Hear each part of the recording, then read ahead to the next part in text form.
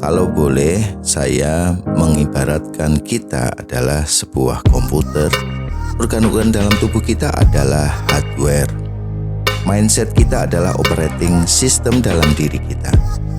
Windows-nya diri Anda, berbagai skill maupun strategi yang Anda rencanakan adalah software-nya. Ibarat motor 200 cc, Anda boleh bangga punya motor super canggih dengan kecepatan tinggi. Powerful bukan?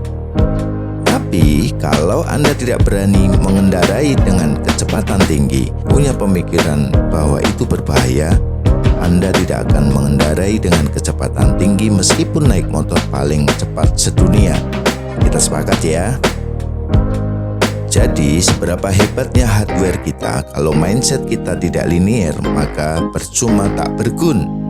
Sampai di sini jelas ya? Sekarang kalau Anda memiliki sebuah tim, meski kita sudah membekali tim kita, meski dengan jurus mematikan sekalipun, namun hasilnya tidak akan efektif kalau tim Anda masih punya mindset yang menghambat, seperti pekerja itu santai, menunda pekerjaan, semangat bekerja karena nilai uangnya besar atau kecil, saya tidak berbakat, dan sebagainya. Nah, inilah kira-kira gambaran mengapa mindset sangatlah penting.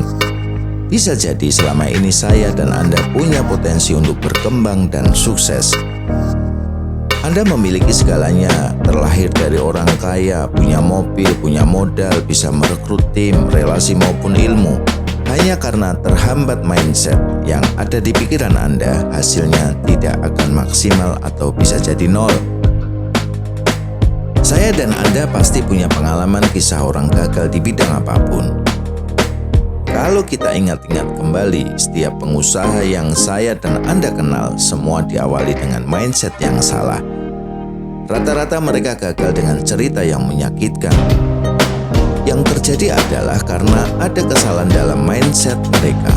Begitu juga sebaliknya, saat Anda mengenal maupun membaca kisah sukses, selalu diawali dengan mindset yang benar dan lurus serta optimis. Sahabatku, mindset itu bukan otak. Mindset tidak berhubungan sama sekali dengan kecerdasan seseorang. Kalau lihat kecerdasan seseorang dibagi menjadi kurang dari rata-rata, rata-rata, dan di atas rata-rata. Perbedaan kecerdasan secara logika antar manusia hanya berada di range antara 20-30%. Yang menarik adalah jika perbedaan kecerdasan rata-rata orang, mengapa ada orang-orang dengan jumlah kesuksesan yang berbeda? Mengapa kita sering mendengar cerita tentang orang-orang cerdas, berbakat yang hidupnya justru di bawah rata-rata orang normal, bahkan ada yang sengsara? Mindsetlah yang menjadikan kita the best dibandingkan 99% orang lain yang ada di luar sana. Kalau pondasi kita pikiran gagal yang kita bangun, you will fail somewhere somehow.